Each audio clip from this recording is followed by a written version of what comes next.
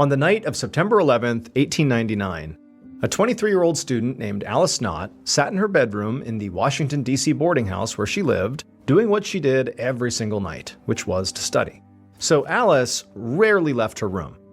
She'd spent the last few months preparing to take this really important civil service exam, which she had to pass if she wanted to land the stable government job that she desperately wanted. But studying was not the only reason that Alice seemingly never went out.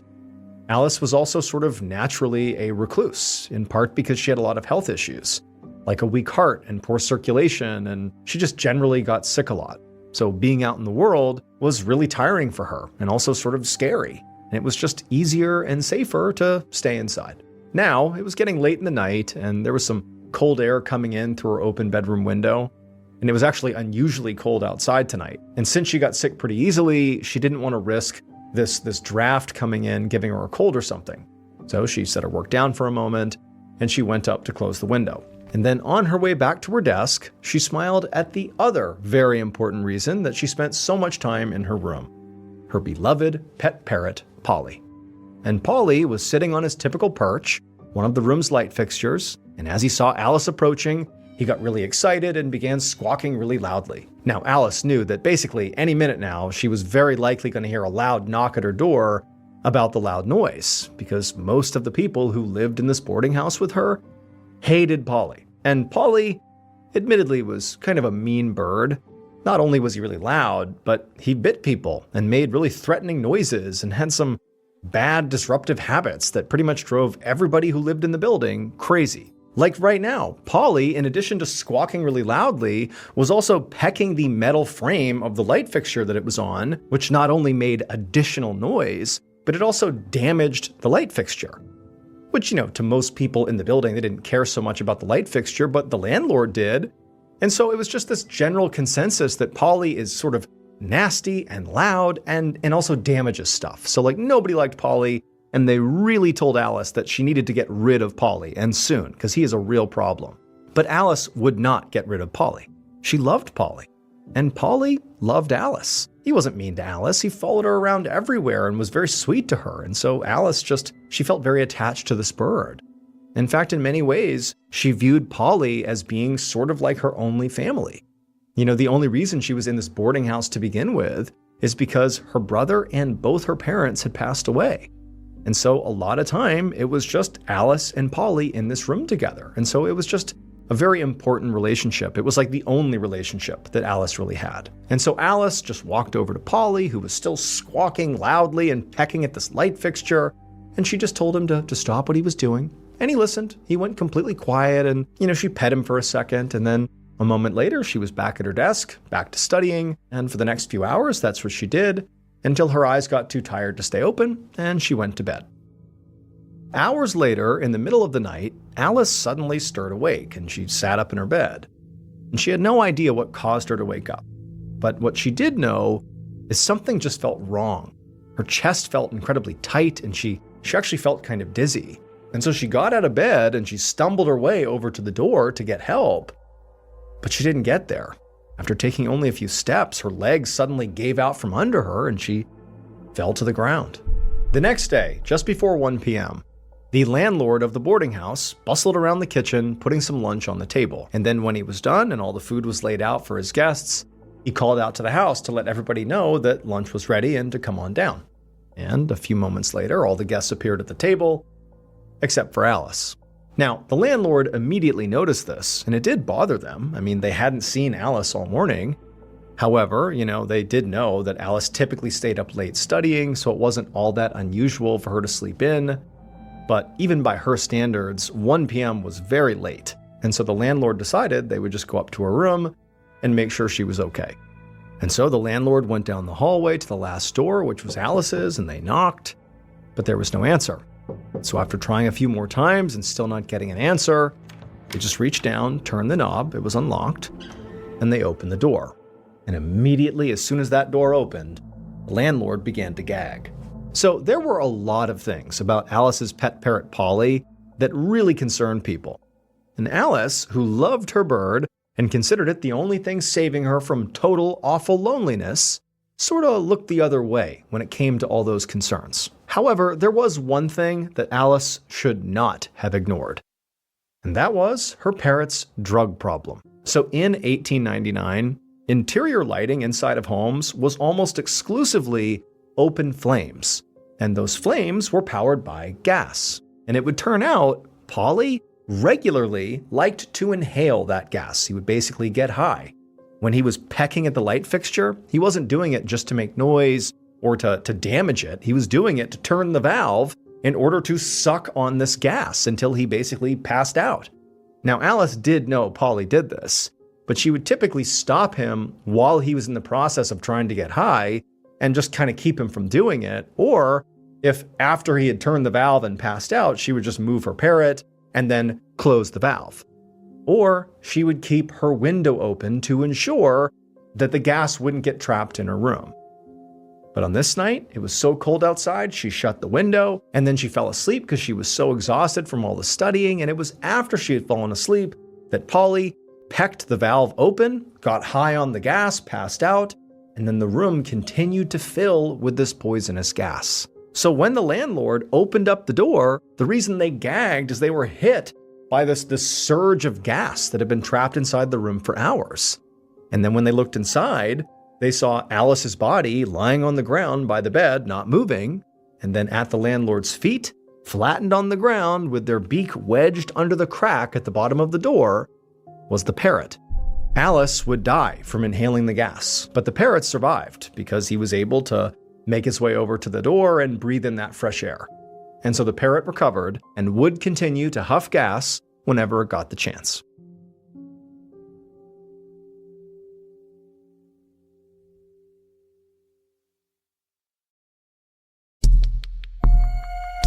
Our next story is called The Canceled Vacation.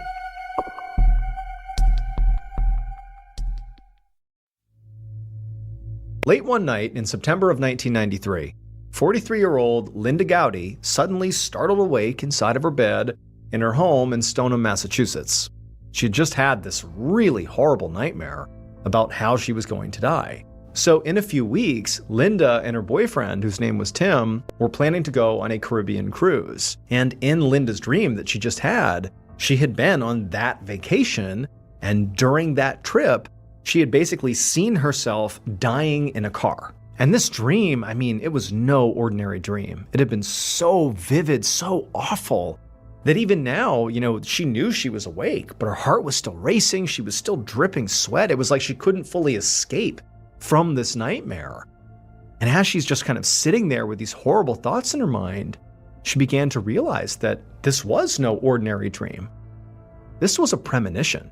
So Linda was a doctor. She was an obstetrician and gynecologist who worked at a hospital in Stoneham, Massachusetts. And by all accounts, she was excellent at her job.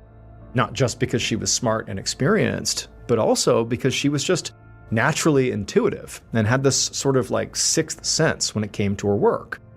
In a lot of cases, trusting her gut and going off of her intuition had actually saved the lives of her patients and their babies. And so she had sort of developed a reputation for being this way, and it had led to many patients actually traveling to her from all over the region to have their babies or just to see her in general, because it just sort of seemed like she was the person who could handle any problem, mostly because she would get ahead of it and sort of predict complications and treat them before they became complications. But this sixth sense that she had did not just pertain to work. She also would have, these sort of gut feelings or premonitions, like the dream she had just had, about her personal life. And almost always, her intuition on these things or her visions of the future would pan out to be right. So Linda knew that in order to literally protect herself, she needed to cancel her trip to the Caribbean. And even though she knew this was the right call, it didn't stop it from being hugely disappointing. She'd planned this whole trip, she'd been really looking forward to it, as was her boyfriend Tim, and also she sort of felt like this was an important trip for her relationship with Tim. She had been with Tim now for 4 years, and he too was a doctor, and they spent all their time together at the hospital. They both worked at the same hospital, but lately they'd been struggling and fighting a little bit more. Tim had sort of become pretty overprotective of her, like he was becoming sort of like controlling. And so it was just sort of exhausting dealing with their relationship issues. And this trip to the Caribbean, she saw as like this easy way to like get out of their normal lives and work on their issues, but in a happy, sort of fun environment. It felt like they needed it for their relationship. But now Linda knew she would not only have to break the news to Tim that they were going to go ahead and cancel this trip, but also she would need to go find something else, some other way for her and Tim to reconcile, call it a different vacation or some other outing or something to break the norm, which had become sort of toxic. So on this night, eventually Linda calmed down from the shock of waking up to this horrible nightmare, and she laid back down and she just told herself that she would figure it out in the morning. This was obviously bad, but at least she wasn't gonna die in a car crash in the Caribbean. A few weeks later, on the night of September 30th, Linda stormed down the hallway of the hospital where she worked towards her office. Linda was fuming.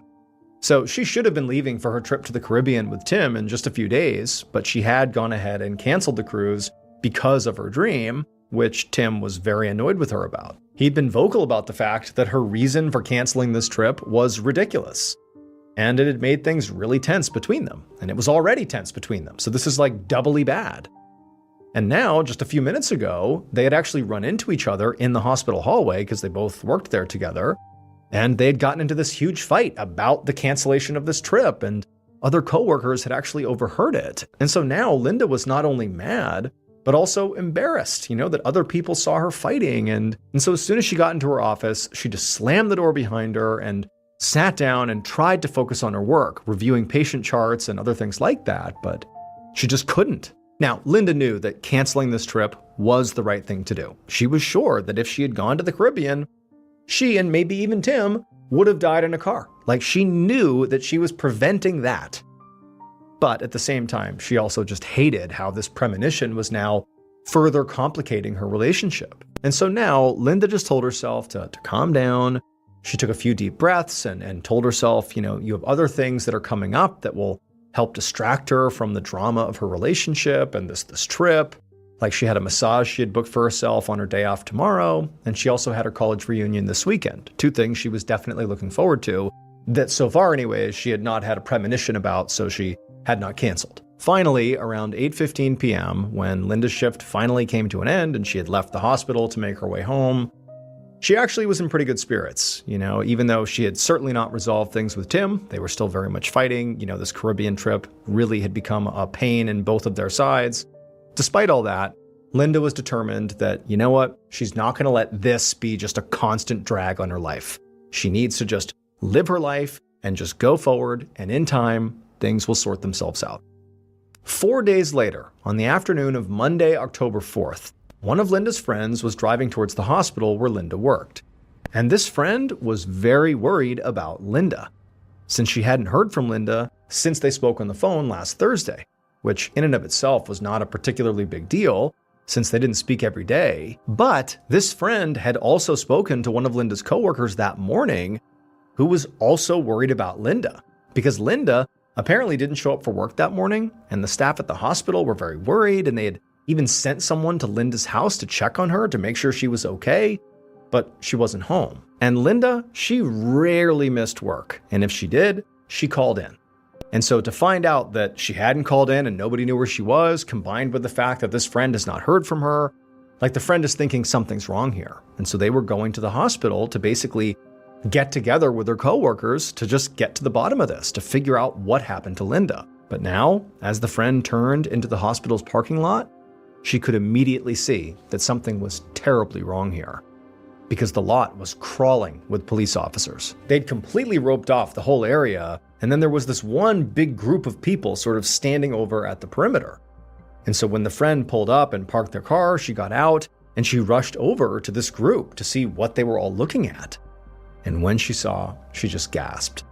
It would turn out Linda's premonition was eerily accurate, but Linda had misinterpreted it. So on the previous Thursday, when she had left work after that long shift and she's looking forward to her massage the next day and the college reunion that weekend, she's trying not to think about the toxicity with her boyfriend Tim. She heads out, to head back home and just be done for the weekend. But she never makes it home. In fact, she never leaves the hospital grounds, because shortly after leaving the hospital, Linda was attacked and strangled to death inside of her car. Linda had been convinced that the death in the car was going to take place in the Caribbean, and so avoid the Caribbean. What she didn't realize is that it had nothing to do with the Caribbean. It was simply that she was going to die in a car, and she did. Meaning, the premonition she had was right. She did die in a car. The location was just wrong. So Linda's boyfriend, Tim Stryker, was the only suspect in her murder. He had no alibi, and he still went on that cruise to the Caribbean without Linda, right after her body was found. And he was later caught paying a witness to give the police false information about seeing Linda with another man at the time of her death. However, Tim was never officially charged with Linda's murder and denied all involvement. However, he was convicted of perjury and was sentenced to 4 years in prison, where he would die in 2011.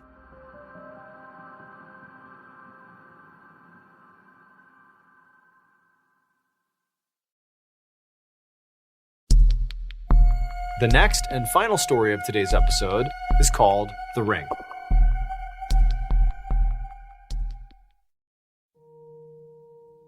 On a spring evening in 1705, a middle-aged man named John McCall sat by his wife's bedside in Lurgan, Ireland, crying so hard he could barely catch his breath. His wife, Marjorie, had unfortunately just passed away minutes ago from what appeared to be a horrible fever. So John was actually a doctor, and a few days ago, when his wife came down with this fever, even though John had not been able to actually diagnose what was causing her fever, what he did know is that the fever was just ravaging her body and it was going to kill her. And so over the next couple of days, John just had to watch in horror as his wife basically just shut down. And now, in some ways, her death was like a mercy, but it was still devastating for John, in part because he felt so helpless. Like, he's a doctor and he couldn't save his wife. But now, despite how unfair this whole thing seemed, John had to kind of like pick up the pieces. I mean, his wife in many ways was like his whole world. They had kids, they had grandkids, they were only in their 50s, but much of those 50 years have been spent together. And so now it's like he was this lost soul. And so he just looked down at his wife and he just reached out and he grabbed her hand, the hand that he was so familiar with, and he squeezed it. And it was just limp. And it made it even more upsetting that like she was really gone. And then he looked at her actual hand and he saw the beautiful gold wedding ring that he had saved all this money for, that they both had loved so much. Just seeing that ring on her finger, on that limp hand of hers, it really reinforced the finality of this moment. He couldn't believe this had happened, but it was real. His wife really was gone. And so now, as John continued to cry and squeeze his wife's hand and just sort of reflect on this horrible situation, he also, in tandem, knew that he had to start thinking about her funeral. He would have to plan it really quickly so they could bury her really quickly. So at this time in Ireland, it was traditional to hold a multi-day wake when somebody died so that friends and relatives could have time to pay their respects before the actual burial took place. But if somebody died from disease, like obviously John's wife had, something had caused the fever, he didn't know what, but it had to be some sort of disease. If that was the case, the wake was off the table, and the person was buried pretty much right away just to prevent the sickness from spreading further. But even though John knew this, he couldn't quite bring himself to face that reality, the idea that his wife would be in the ground as soon as like tomorrow. But for right this second, John did not get up and, start making arrangements here. He just wanted to soak up the last few moments he had with his wife before she was in the ground. The following day, John stood beside his wife's casket as it was lowered into the ground at their local cemetery in front of a crowd of other mourners. Even though Marjorie, because of the disease factor, had not had a wake, John had still expected to spend this day focused primarily on grieving and thinking about all the things he loved about his wife. But instead, he found himself on this particular day very fixated on something else: his wife's wedding ring. So John really wanted his wife's wedding ring, just to have something to remind him of Marjorie, and he loved that ring. It was something that meant a lot to him. But pretty much right after Marjorie had died, as part of the decomposition process, her fingers had begun to swell really badly, and he could not remove the ring from his wife's finger. Nobody could. Other people tried, they couldn't do it. And so ultimately, the decision was made to just bury her with the ring.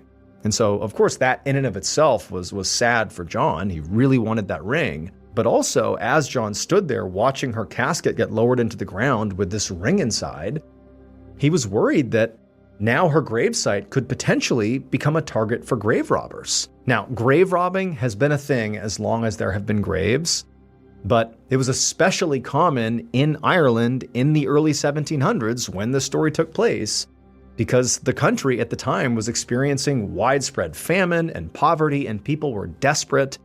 And so things like gold wedding rings inside of graves became things worth taking. And so John just felt like, am I always going to be worried that my wife's final resting place is going to at some point be disturbed? But, by the time Marjorie was actually buried that day and people had sort of moved on, as much as John really wished that ring wasn't in there, that he had it, there was nothing he could do. And so he decided he would just try to honor his wife's memory in other ways. That night, John was back in his home in front of the fire with his kids and his relatives all around him. And they were all crying and laughing and sharing their favorite memories of Marjorie. And then every time someone told a story about Marjorie, they would all lift their drinks and they would toast to her. Now, for John, this was very cathartic. I mean, this definitely was helping him grieve. But John was also just exhausted from his grief, and also the whirlwind of the last few days and just how wretched they had been. And so even though people definitely were intending to stay up for quite a while here, John, at some point in a lull in all the stories and laughter and crying, he stood up to head off to bed. But as soon as he did, as he began leaving the crowd and they're all kind of watching him, he heard a knock at the door. And so John sighed and headed towards the door, assuming it had to be, one or more mourners who want to come in and pay their respects and just sort of be there for him. But when he opened the door, it was not a mourner. It was something else entirely. And when he saw what was out there, it made his breath catch in his chest, and then suddenly he felt this shooting pain rocketing through his chest. Then he felt his legs buckle underneath him, and before he knew it, he was falling to the ground. It would turn out John had been right to be worried about the fact that his wife was buried with her wedding ring.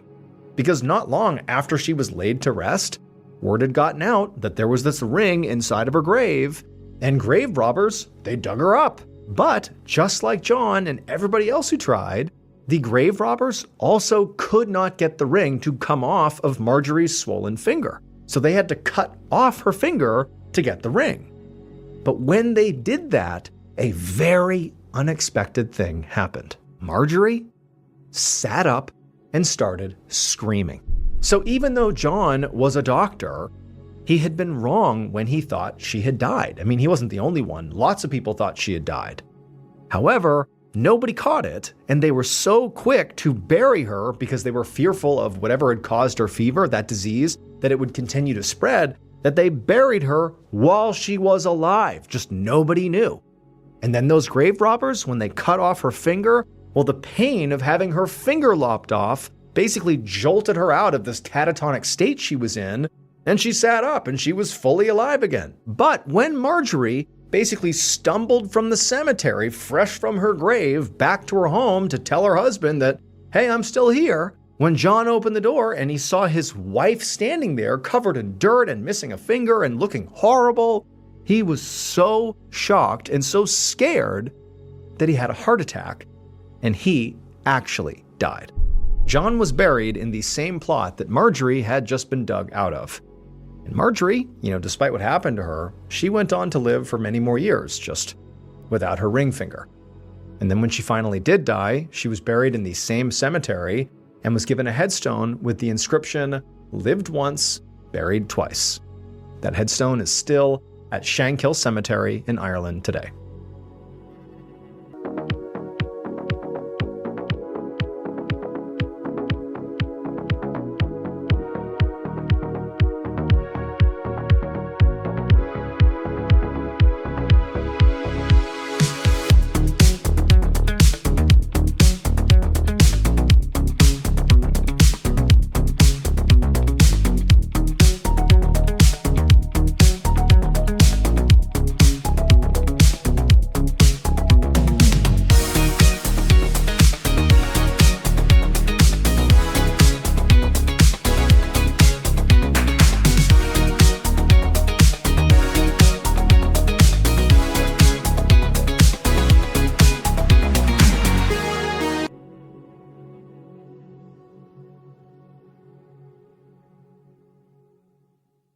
A quick note about our stories: they are all based on true events, but we sometimes use pseudonyms to protect the people involved, and some details are fictionalized for dramatic purposes.